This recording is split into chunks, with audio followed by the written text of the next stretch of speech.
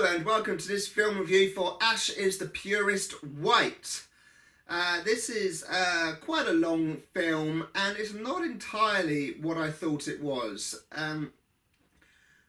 The promotion for this film quite often uses this picture here, and it's saying that how her boyfriend was in a gang and he gets attacked, and I thought it was some kind of like revenge action thing, and it isn't. I got completely the wrong end of the stick. And so that promo, that image is a bit misleading.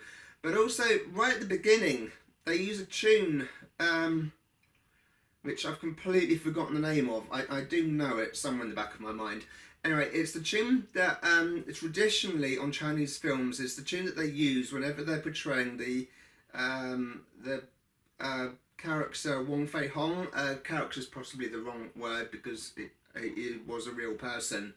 But Jet Li has portrayed him and Jackie Chan has portrayed him, and they always play some version of this tune, suggesting that he's in it and he's a famous martial artist. And so I was like, okay, so we've got this picture that they've used to promote it.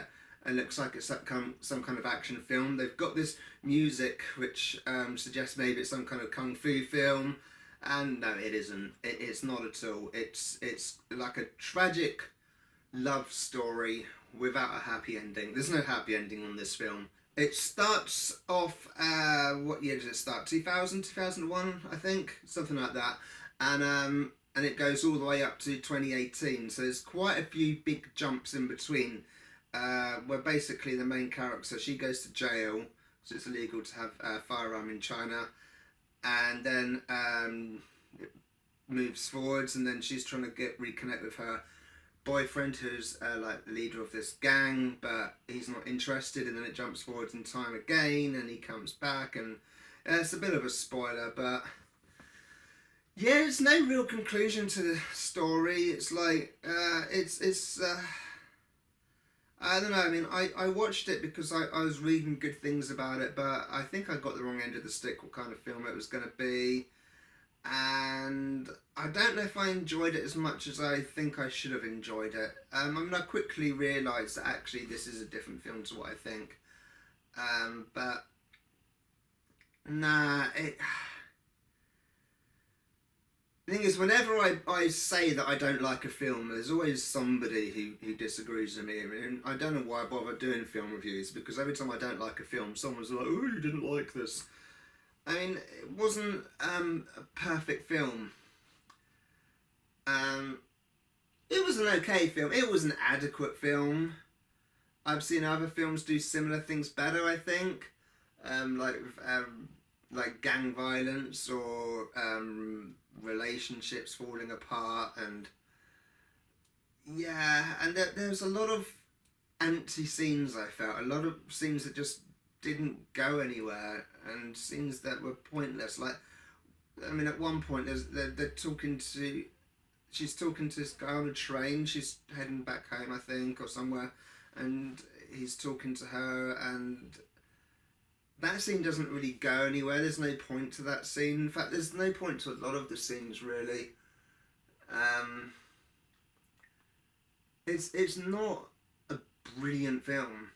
It's an okay film. I'm not going to say it's a bad film. I mean, it's by no means a terrible film.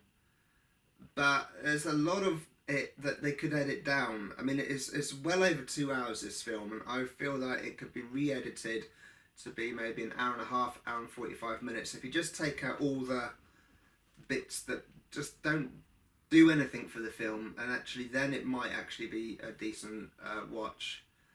But there's a lot of time you're watching it thinking, is this leading to anything? Is this going anywhere? And why have they put this in?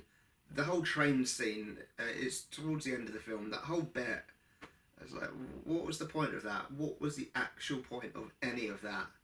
At all. It's just doesn't progress the story, doesn't progress the character development. It's just completely pointless, and it goes on for quite a while, and there are a few other scenes like that. She gets mugged at one point, And it's like, what is the reason for this? She's on a boat, she's just come out of jail, she's on a boat. Somebody takes some stuff out of her bag, she takes her money and her ID, and she gets it back eventually. And it's just like, what was the point of that whole scene? There was no reason for any of that.